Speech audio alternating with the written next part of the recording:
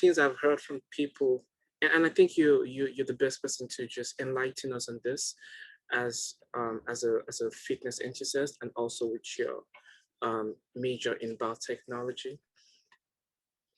Some of the reasons why people stick with meat is because of the nutrient that they believe they get from it.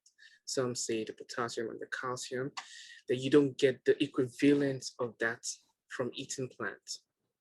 So some of the argument is that it's ideal to eat plant, to go vegan, but to go full vegan is that detrimental?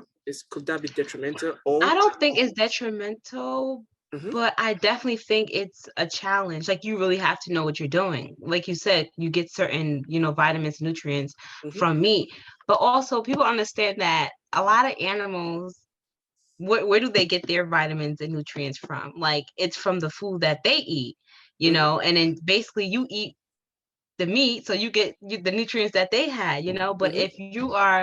if you like if plants have a bunch of nutrients and a bunch of plants and vegetables, they have a bunch of nutrients and a bunch of vitamins that you can get from it, Mhm. but I don't think that it's necessarily detrimental. But like Okay. I said, Like that's if you go full vegan. yeah, I don't think it's detrimental. You just have to know what you're doing. You can't So just you could still decide that develop like strong bones from being a full vegan and everything. I think, yes, I think you can. You just, like I said, you have to just, know your research, make sure Okay. you reach out to a nutritionist or a physician who knows what they're doing so you can make that transition. Because I know a few people that are strictly vegan and they don't have any health concerns, because Okay. they know what they're doing. So if you know what you're doing, then you will be fine. Like me, Mhm. I don't always have it all the way together, which is why I say sometimes I do pick in meat a little bit. Mhm. But until I get to the point where I know for a fact what is going on, what my body's missing, and what foods I can eat to make Mhm. sure that I get those nutrients that's not meat, Mhm. then I will be more on the safe side of, being completely vegan. But as I said, like, as in my learning process, I haven't gotten there yet. So I haven't reached that point to be full Yeah. blown vegan. I think I'll be on the point where you're at right now, where I have a little bit of both. But Hmm. I don't think I'm as in depth as you are, because I'm still on the lot of meat, egg Hmm. portion for now. But I have this moment when I'm like, I've been having meat for like 6 months straight. It's time to quit the system. Right, And then I exactly. go vegan for like about 3 days, and then I'm back to the meat eating Yeah, again. I get you. But yeah, Yeah. I think there should be like a healthy balance in between, Yeah, me too.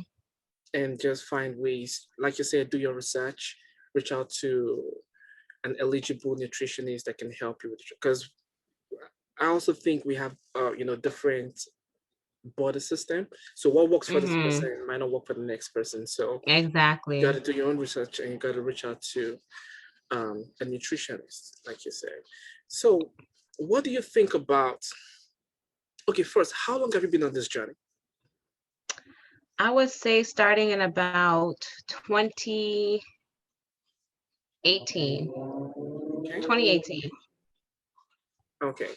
And how long have you been seeing the changes? I've been seeing them maybe about, I would say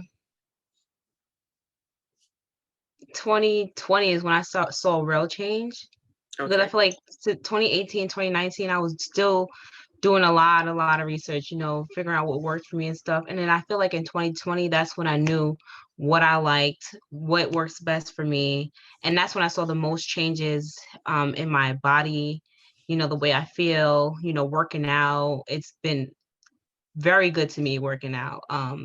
You know, like I feel much better. Like I'm not tired so easily, so I think 2020 was really that year that I started to feel way better.